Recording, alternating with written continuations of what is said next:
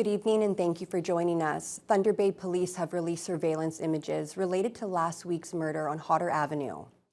Police are now trying to identify 3 suspects seen running from the area around the time of the killing. They're all believed to be male. The first was seen with a dark jacket, dark pants with a white stripe, and what appears to be a bag. The next is described as a man with a slim build and dark clothing. The third, also with a slim build, appears to have dark clothing and a white hat or hoodie. Police have also identified a black Ford SUV with no plates that they think could be connected to the murder. Detective Inspector Jeremy Pearson is appealing to anyone who may know something to help identify the suspects. I realize the quality of the video is possibly problematic. However, as I've said previously, any information that members of the public have, no matter how small it may seem to them, and anything we can do to spark their memory can advance the investigation. At this point, City Police haven't identified the 29-year-old victim, saying only that he's from Thunder Bay. They also haven't said whether more than these 3 suspects could have been involved in the crime. Major repairs continue around the northwest and here in Thunder Bay due to sinkholes and washouts caused by rain and the spring thaw. A section of River Street between Algoma and College Streets won't reopen for at least another 2 weeks as city crews work to repair a culvert there. The roadway was closed on Thursday night after a large sinkhole was discovered. City project engineer Mike Vogrig says the site needs to have water diverted from the river below before an inspection and a full repair can take place. Meanwhile, officials in Red Lake expected repairs to begin this afternoon on a major washout on Highway 105. Red Lake residents have been stranded since Saturday when high water levels on Caribou Creek wiped out the only highway into the community. Many other roadways in the region have also been damaged by flooding, including Highway 605 and 655 in the Dryden area. Evacuees from Kashechewan First Nation continue to arrive in Thunder Bay as the spring breakup forces community members to leave their homes on the James Bay coast. 7 flights were scheduled to come in today. Approximately 200 people arrived over the weekend and another 150 are expected to come in by the end of the day today. Fire Chief Greg Hankio says everything's been going smoothly. The evacuees are now in local hotels and support services are in place. The city's response is a coordinated effort with several partners helping to support the evacuees and mitigate the impact on emergency services. Happy to say we have all those resources in place through the partnerships we've developed, like Ontario Health North, the Canadian Red Cross, the Thunder Bay Police and EMS are playing a role in this as well, and the tribal councils. Quite frankly, the Indigenous community and what they bring to the table as far as the resources is hugely beneficial and supportive in the mental health side and the cultural side. It's not yet clear how long it will be before the evacuees are able to safely return home to Kashechewan. But for now, Hankio says Thunder Bay is happy to be a good neighbor and serve as a host community. Mayor Bill Morrow has his first declared challenger for the mayor's chair in Thunder Bay. Gary Mack, the co-owner of Bay Village Coffee, has officially filed his nomination papers at City Hall. Back in February, Mack co-hosted a Love In Against Hate rally outside the coffee shop after a homophobic letter was sent to the owners. He's received numerous business and community awards over the years, and he was also once served as the executive director of Shelter House. Mack says so far the response to his candidacy has been overwhelming, and he spoke about why he decided now was the time to run for mayor.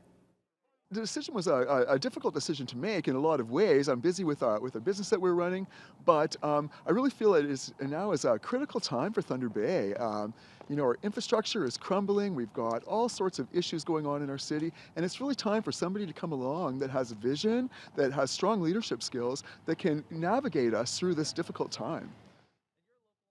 Also today, the first entry into the Councillor at-Large race was confirmed. Casey Atrini is making her first run at municipal politics.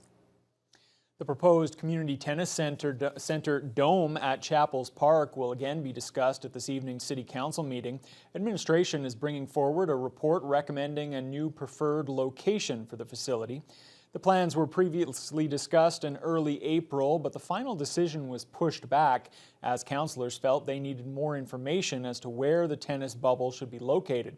City staff and the tennis center have now reached a compromise, with administration recommending the dome be placed just south of the existing tennis courts. The proposed move would cost the city an extra $1 million to cover the realignment of Chapels Park Drive to accommodate the new bubble. The number of COVID-19 hospitalizations continue to rise at the Regional Health Sciences Center. There are now 39 people in hospital with the virus. That's the most since February 28th. 4 of those patients are in the ICU. The overall occupancy rate at the regional is now 101%, and the intensive care unit is nearly 82% full. There's also another COVID outbreak at the hospital in the transitional care unit's Cedar site. There are now 2 outbreaks inside the facility. Another outbreak at the Hogarth Riverview Manor Care Home has been expanded to include the Tulip or 6S resident area. There are 14 outbreaks across the Thunder Bay District, including 8 at senior homes. The health unit is also reporting 144 new cases over the weekend. There are now 315 known active cases across the district. The provincial election is now in full swing. Once again, TBT News is giving voters a chance to get to know all the candidates in our region. This week, we'll meet those running in Thunder Bay Atikokan. We begin our coverage tonight with the Progressive Conservative nominee, Kevin Holland. Jessica Clement has this candidate profile.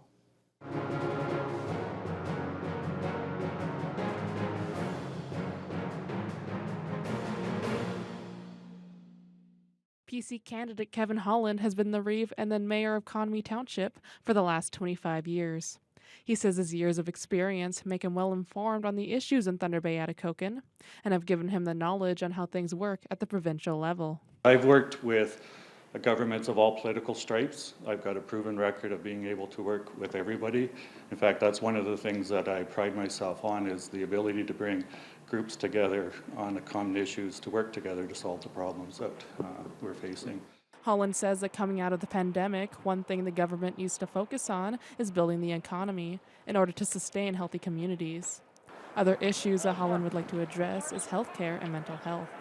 We've seen a lot of investments being made in those 2 fields, particularly by the Ford government, but there's more work to be done, and I want to make sure we have a strong voice at the table, not just telling them what we need, but explaining to them why we need it. Holland recognizes that the Thunder Bay area hasn't elected a PC candidate in nearly 4 decades, but he thinks now is the right time. We've seen what we get without a PC representative at the table, and we've fallen off the map, unfortunately. I've seen the last 4 years under the PC government, though, that they're starting to recognize Thunder Bay. I've seen this Ford government not only listening to what we're advocating to them for, but they're actually putting things into place, and that's been very encouraging for me. Jessica Clement, TBT News. The Ontario Liberals released their full platform today. Siobhan Morris has more on the plan and what the other leaders are promising to secure your vote. After sharing it piecemeal over the last few months, the Liberals are unveiling their full platform, one they hope will vault them back into party status. It is a platform that is fully costed. It is fair. It is forward-looking. It is a plan that we call a place to grow.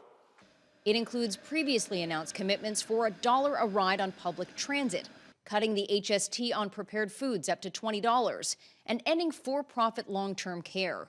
The Liberals are counting on a renegotiated childcare deal with Ottawa for extra cash and drawing on contingency funds.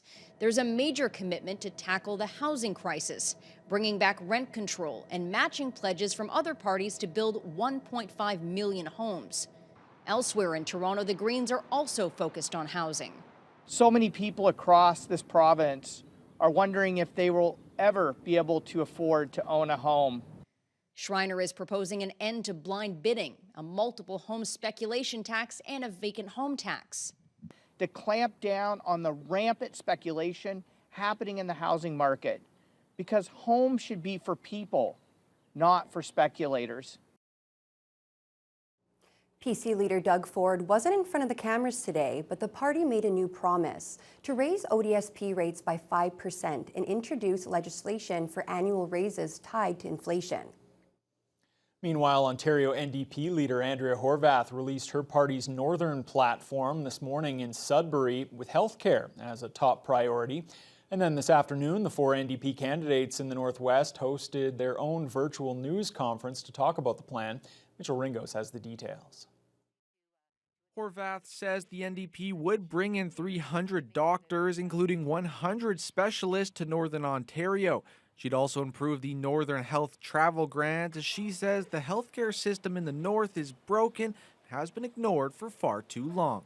We also know that there are incentives that are necessary to attract those physicians here, to keep them here, to make sure that their spouses have opportunities here as well, to make sure that all of the things that that folks want in terms of raising their family, good schools, good hospitals, great communities, these things need to be addressed. Also, if elected, the NDP would declare the overdose crisis a public health incident, promising 3,600 new units for supportive housing in Northern Ontario to help people recovering from mental health and addiction issues.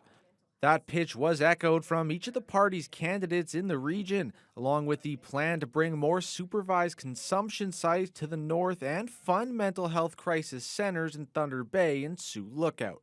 Supportive housing has to be there, the detox centers, but then the follow-up so that people are able to rebuild their lives. They manage to get free of their addictions. They're going to need supports, and we want to see those supports in place. The people that are working day in, day out with addiction see that as a crucial first step to ensure that people are kept safe.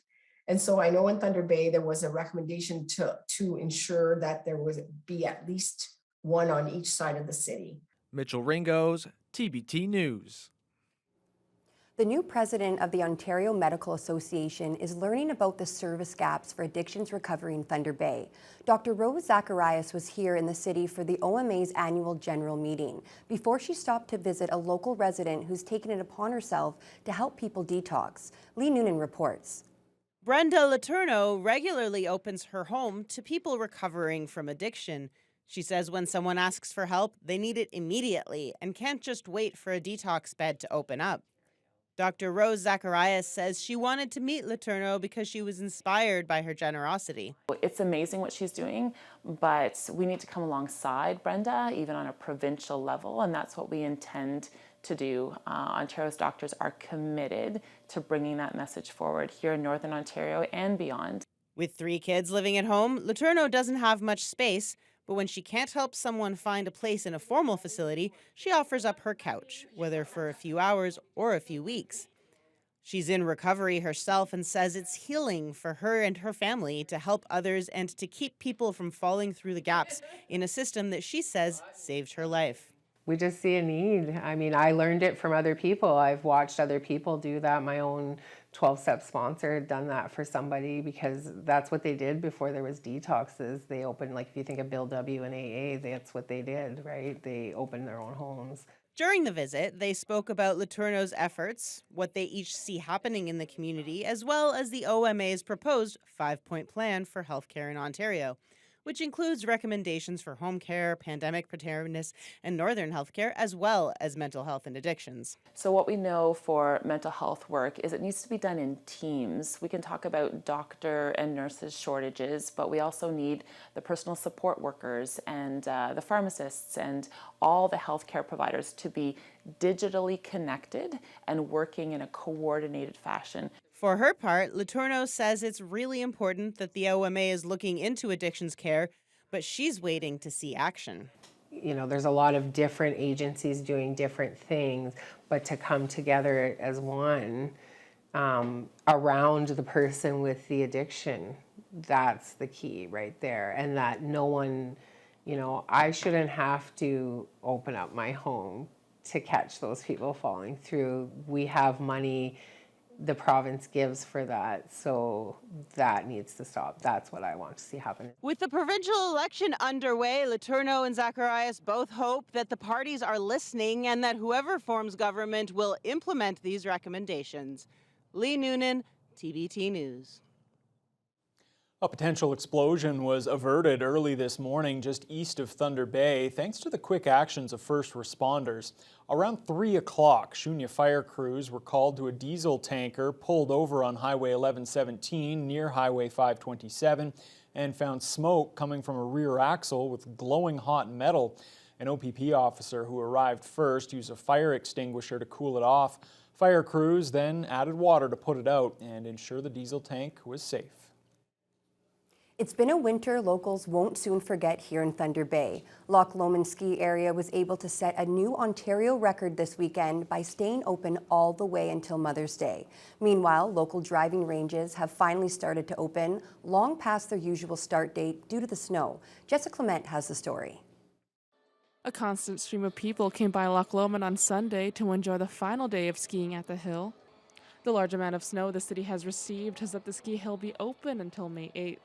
Which sets an Ontario record for the latest ski day in provincial history.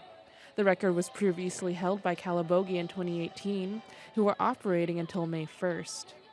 Last season, Loch Lomond was only open for a short amount of time due to the pandemic, and manager Alicia Cameron says that they were able to make up for that with this extra long season. Last year with the COVID shutdown over most of December, January, and into February, we lost a lot of days there, and I think people have really used this season to make up for it. So it's great that we've been able to extend it as far as we have to make up for some lost time. Unfortunately, the hill won't be able to stay open after this weekend due to the warming weather. We spoke to some skiers who are all happy to be able to even ski this late in the season. Oh, this is awesome. Like it's great to just be able to get out one last time and just say we kind of did it. Yeah, so 52 years of skiing, never skied in May, not here in Thunder Bay. The perfect Mother's Day, being able to ski and then even go golfing tonight if we wanted is something I've never done before, so super exciting. Meanwhile, at Northern Lights Golf Complex, the late spring has caused the golf course to open their doors later than usual. However, eager golfers were able to finally go out this weekend when the golf complex opened their driving range on Saturday. I think last year we had the driving range actually open in March, which was actually early. But yes, the snow has been pretty extensive this year and lots of the moisture we have. I think we're a few weeks behind, maybe 2 to 3 weeks behind usual. The golf complex is planning to open their par 3 course on Tuesday, and if weather permits, they will be able to open up their regulation course next weekend. Jessica Clement, TVT News. Well, Fiona, it was a